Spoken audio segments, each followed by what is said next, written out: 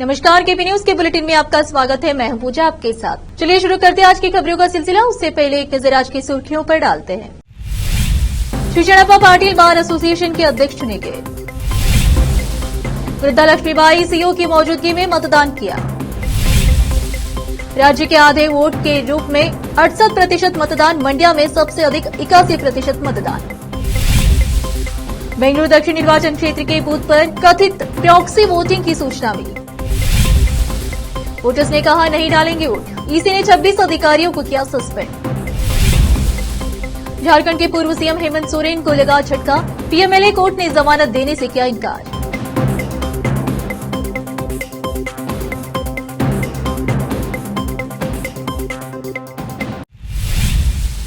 समाचारों का सिलसिला शुरू करते हुए देखते हैं समाचार विस्तार से। पहले देखेंगे स्थानीय समाचार। श्री चन्नप्पा पुट्टू पाटिल को वर्ष 2024-25 के लिए जिला बार एसोसिएशन के अध्यक्ष के रूप में चुना गया है। शहर के जिला बार एसोसिएशन कार्यालय में सुबह 9 बजे से दोपहर 2 बजे तक मतदान हुआ, जिसके बाद शाम तक वोटों की गिनती जारी रही। एसोसिएशन के जिला अध्यक्ष, उपाध्यक्ष, महासचिव, संयुक्त सचिव और कोषाध्यक्ष पद के लिए चुनाव हुआ।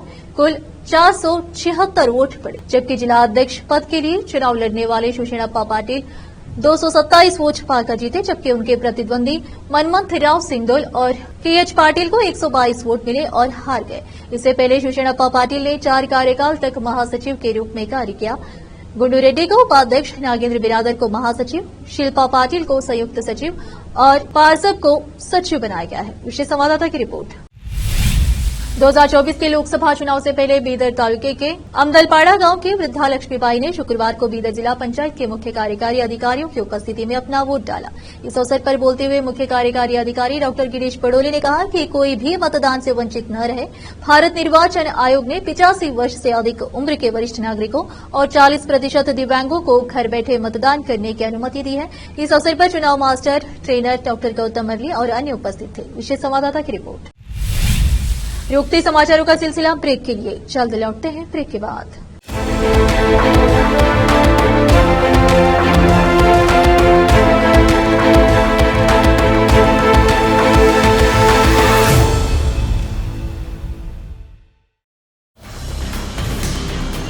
हिंदुस्तान के हर कोने में हम हैं मौजूद।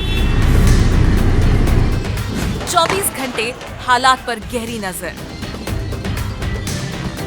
खबरों से जुड़े चुपते सवालात और आपको दिखाता है धार्मिक, सामाजिक, राजनीतिक,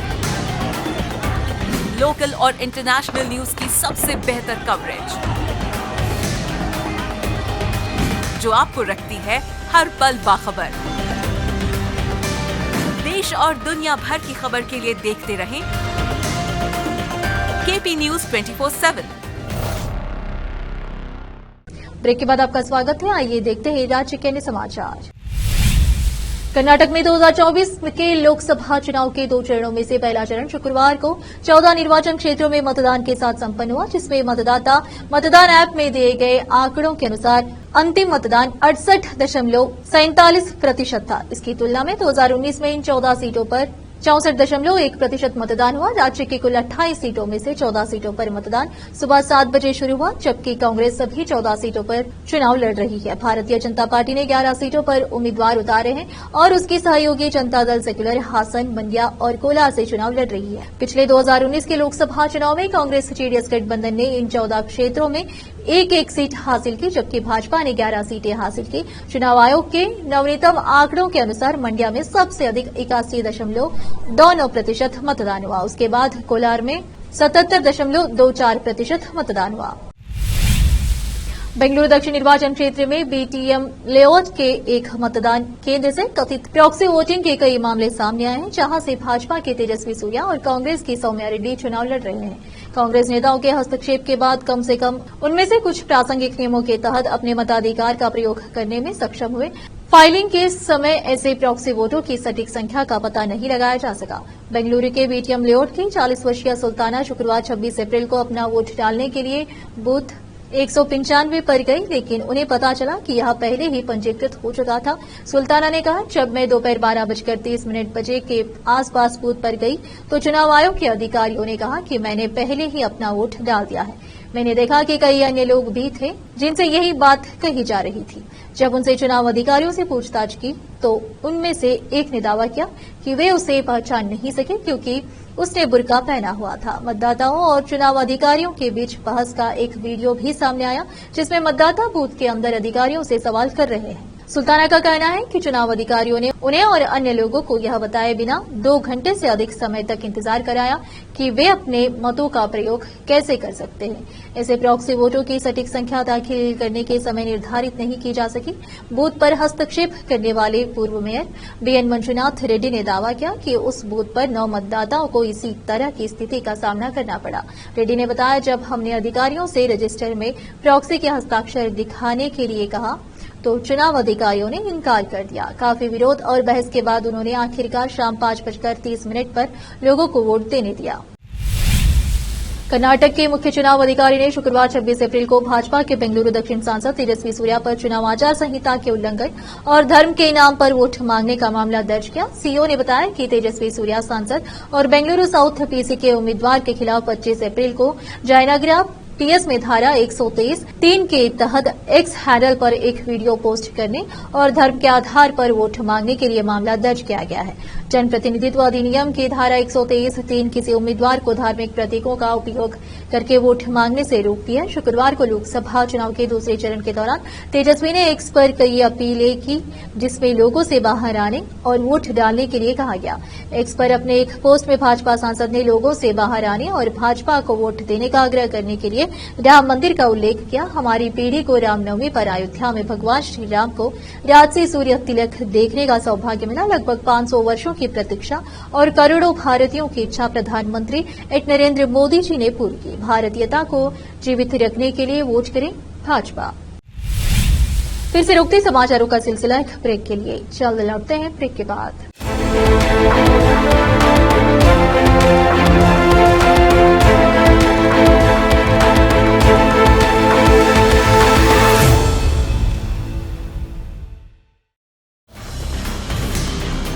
हिंदुस्तान के हर कोने में हम हैं मौजूद।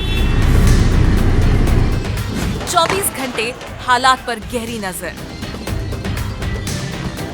खबरों से जुड़े चुपते सवालात और आपको दिखाता है धार्मिक, सामाजिक, राजनीतिक, लोकल और इंटरनेशनल न्यूज की सबसे बेहतर कवरेज जो आपको रखती है हर पल बाखबर। देश और दुनिया भर की खबर के लिए देखते रहें केपी न्यूज 24/7। ब्रेक के बाद आपका स्वागत है। आइए देखते हैं देश के अन्य समाचार। पूर्वी त्रिपुरा संसदीय क्षेत्र में दूसरे चरण में हुआ मतदान संपन्न हुआ और अंतिम रिपोर्ट मिलने तक राज्य में कल 79.66% मतदान हुआ। रात 8 बजे तक पूर्वी त्रिपुरा संसदीय क्षेत्र में 1664 मतदान केंद्रों पर जमकर वोटिंग हुए। मुख्य निर्वाचन अधिकारी पुनीत अग्रवाल के अनुसार ईवीएम की जांच शनिवार को की जाएगी, जिससे चुनाव अधिकारियों को अंतिम मतदान प्रतिशत का पता लगने में मदद मिलेगी, जिसके बढ़ने की उम्मीद है। त्रिपुरा के मुख्य निर्वाचन अधिकारी ने कहा कि पूर्वी त्रिपुरा में मतदान शांतिपूर्ण ढंग से हुआ और मतदान केंद्रों पर मतदान करने आए मतदाताओं को धन्यवाद। उन्होंने बताया कि पूर्वी त्रिपुरा संसदीय क्षेत्र में रात 8 बजे तक अंतिम मतदान 80.32% हुआ। मैं उन सभी मतदाताओं को धन्यवाद देना चाहता हूं जो मतदान केंद्रों पर मतदान करने आए और पूर्वी त्रिपुरा संसदीय क्षेत्रों में 1664 मतदान केंद्रों पर चुनाव संपन्न हो गए। कुछ इलाकों में वोटर्स ने चुनाव का बहिष्कार किया था, जिसके बारे में पूछे जाने पर अग्रवाल ने कहा 2 मतदान केंद्रों पर लोगों ने अपनी शिकायतों को लेकर चुनाव का बहिष्कार किया। वे सड़कों की खस्ता हालत और अपने क्षेत्र में विकास की कमी को लेकर चिंतित थे। यही कारण है कि उन्होंने चुनाव का बहिष्कार किया था। जैसे ही चुनाव आयोग को स्थानीय लोगों की शिकायतों के बारे में पता चला, स्थानीय क्षेत्र के अधिकारियों ने उन्हें समझाने की कोशिश की, लेकिन हमें भी उनके फैसले का सम्मान करना होगा। उन विशिष्ट मतदान केंद्रों पर वोट नहीं डालने वाले मतदाताओं की कुल संख्या के बारे में उन्होंने कहा, वहां 2 मतदान केंद्र 41/3 नटोंगलाल पारा जेबी स्कूल और 44/5 संदई मोहन पारा जेबी स्कूल के रूप में पंजीकृत है। कुल संख्या उन मतदान केंद्रों के लिए पात्र मतदाताओं की संख्या क्रमशः 639 और 1059 दर्ज की गई है, जहां 41/3 में 2 वोट पड़े, जबकि अन्य में केवल 12 वोटर्स अपने मताधिकार का प्रयोग करने आए। शिकायतों के निवारण पर वरिष्ठ चुनाव अधिकारी ने कहा, कुल 92 शिकायतें प्राप्त हुई है और उनमें से सभी का निपटारा कर दिया गया है। इस प्रक्रिया में आचार नियमों के उल्लंघन के लिए 26 चुनाव अधिकारियों को निलंबित कर दिया गया है। झारखंड भूमि घोटाला मामले में झारखंड के पूर्व मुख्यमंत्री हेमंत सोरेन को कोर्ट से झटका लगा है। दरअसल हेमंत सोरेन को कोर्ट ने अंतरिम जमानत देने से इनकार कर दिया है। रांची की विशेष पीएमएलए कोर्ट ने भूमि घोटाला मामले में झारखंड के पूर्व सीएम हेमंत सोरेन को अंतरिम जमानत देने से इनकार कर दिया है। बता दें कि हेमंत सोरेन ने अपने चाचा के अंतरिम संस्कार में शामिल होने के लिए पीएमएलए कोर्ट से 13 दिनों के लिए अंतरिम जमानत की मांग की थी। इस मामले पर सुनवाई करते हुए हाईकोर्ट ने हेमंत सोरेन को जमानत देने से इनकार कर दिया। हेमंत सोरेन ने कोर्ट को बताया था कि उनके पिता के बड़े भाई यानी उनके चाचा का निधन हो गया है, ऐसे में वह उनके श्राद्ध कार्यक्रम में शामिल होने के लिए जमानत चाहते हैं। हालांकि कोर्ट में सुनवाई के दौरान ईडी की तरफ से इसका विरोध किया गया। मामले की सुनवाई खत्म होने के बाद कोर्ट ने सोरेन को जमानत देने से इनकार कर दिया। बता दें कि शनिवार की सुबह हेमंत सोरेन के पिता और झामुमो सुप्रीम शिबू सोरेन के बड़े भाई राम सोरेन का निधन हो गया। जानकारी के मुताबिक राम सोरेन लंबे समय से बीमार चल रहे थे। दिल्ली शराब घोटाला कांड में फंसे तिहाड़ जेल में बंद मुख्यमंत्री अरविंद केजरीवाल ने सुप्रीम कोर्ट में अपनी गिरफ्तारी के खिलाफ दायर की गई याचिका में पूछे गए सवालों पर अपना जवाब दाखिल किया है। केजरीवाल ने ईडी के आरोपों पर कहा कि जांच एजेंसी के चारों गवाहों का संबंध भाजपा से है और इनके बयान के आधार पर ही मुझे गिरफ्तार किया गया है। अरविंद केजरीवाल ने ईडी की गिरफ्तारी को हाई कोर्ट में चुनौती दी थी, जिस पर सुनवाई के बाद हाई कोर्ट से उन्हें कोई राहत नहीं मिली है। इसके बाद अरविंद केजरीवाल सुप्रीम कोर्ट पहुंचे थे। केजरीवाल ने अपने जवाब में कहा है कि भाजपा समर्थित लोकसभा प्रत्याशी है मांगुता श्रीनिवास रेड्डी भाजपा को तथाकथित शराब घोटाले में 60 करोड़ का चंदा देने वाले हैं। शरद रेड्डी भाजपा गोवा के एक सीनियर नेता एवं प्रमोद सावंत का करीबी है। सत्यविजय गोवा सीएम की करीबी और सीएम की कैंपेन मैनेजर का बयान लिया गया। इन सब लोगों के बयानों के आधार पर ही मुझे गिरफ्तार किया गया है। ये सभी लोग भाजपा के लोग हैं। केजरीवाल ने ये भी कहा कि हवाला एजेंट के पास से गुजारती में लिखी डायरी मिली है। इससे साफ पता चलता है कि भाजपा ने अपने हिसाब से मेरे खिलाफ सबूत बनाकर पेश किए हैं। मध्य प्रदेश के सबसे लंबे समय तक सीएम रहे और बीजेपी के सीनियर नेता शिवराज सिंह चौहान के राष्ट्रीय राजनीति में महत्वपूर्ण भूमिका निभाने की संभावना है।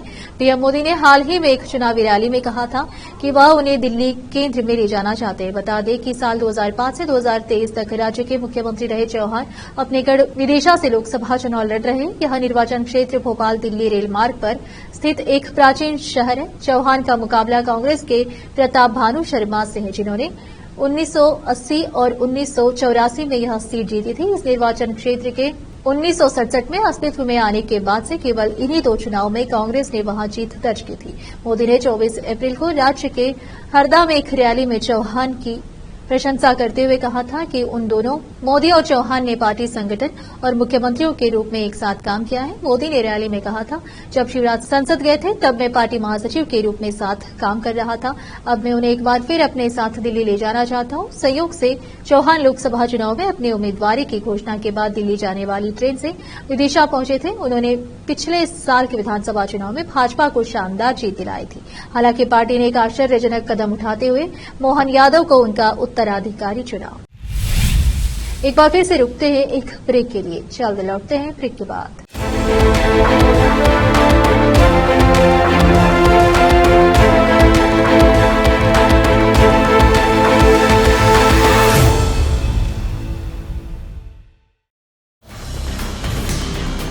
हिंदुस्तान के हर कोने में हम हैं मौजूद। 24 घंटे हालात पर गहरी नजर, खबरों से जुड़े चुपते सवालात और आपको दिखाता है धार्मिक, सामाजिक, राजनीतिक, लोकल और इंटरनेशनल न्यूज की सबसे बेहतर कवरेज, जो आपको रखती है हर पल बाखबर। देश और दुनिया भर की खबर के लिए देखते रहें केपी न्यूज 24/7। ब्रेक के बाद आपका स्वागत है। अब देखते हैं अंतर्राष्ट्रीय समाचार। पाकिस्तान के पूर्व प्रधानमंत्री इमरान खान ने कारागार से ही बड़ी दहाड़ लगाई है। लंबे समय बाद इमरान खान फिर से गर्म तेवर में देखे जा रहे हैं। पाकिस्तान के पूर्व प्रधानमंत्री ने कहा कि मैं जेल में रह लूंगा लेकिन पाकिस्तान को गुलाम बनने वालों से कभी समझौता नहीं करूंगा। इमरान ने कहा कि मेरे स्तर से उन लोगों के साथ कोई भी समझौता नहीं हो सकता जिन्होंने देश को गुलाम बना दिया है। इमरान ने कहा कि वह 9 और साल जेल में रहने के लिए तैयार है लेकिन इन लोगों के साथ कभी कोई समझौता नहीं करेंगे। पाकिस्तान तहरीक-ए-इंसाफ पीटीआई पार्टी के 28वें स्थापना दिवस पर शुक्रवार को जारी संदेश में खान ने कहा कि देश पर तानाशाही थोपी गई है जो अर्थव्यवस्था, शासन, लोकतंत्र और न्यायपालिका के विनाश का आधार बन रही है। जेल में बंद खान ने कहा, यह देश के लिए मेरा संदेश है कि मैं वास्तविक आजादी के लिए आवश्यक कोई भी बलिदान दे दूंगा लेकिन अपने देश की आजादी से कभी समझौता नहीं करूंगा। खान ने कहा कि उन्हें फर्जी और मनगढ़ंत मामलों के कारण पिछले 9 महीने से जेल में रखा गया है। मध्य पश्चिमी अमेरिका में शुक्रवार को भीषण तूफान से जमकर कहर बरपाया है। तूफान इस कदर खतरनाक था कि नेब्रास्का राज्य के ओमाहा में एक इमारत ढह गई जिसके मलबे में कई लोग दब गए और सैकड़ों मकान क्षतिग्रस्त हो गए। प्रलयकारी तूफान की गति देखकर लोगों में हलचल मच गई।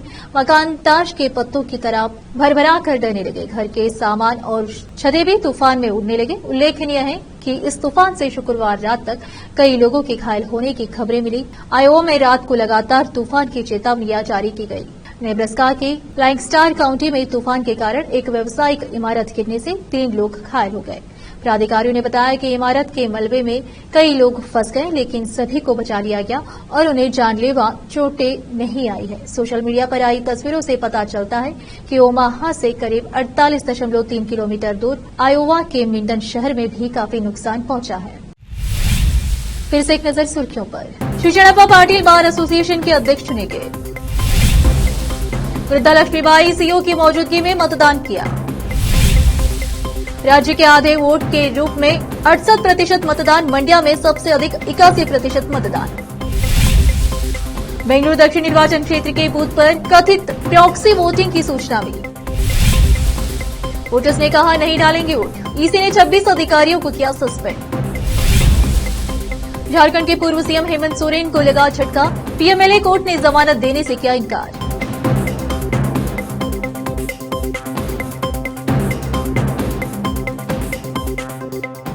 केपी न्यूज के बुलेटिन में आज इतना ही। आप देख रहे थे हमारा चैनल केपी न्यूज 24/7। धन्यवाद।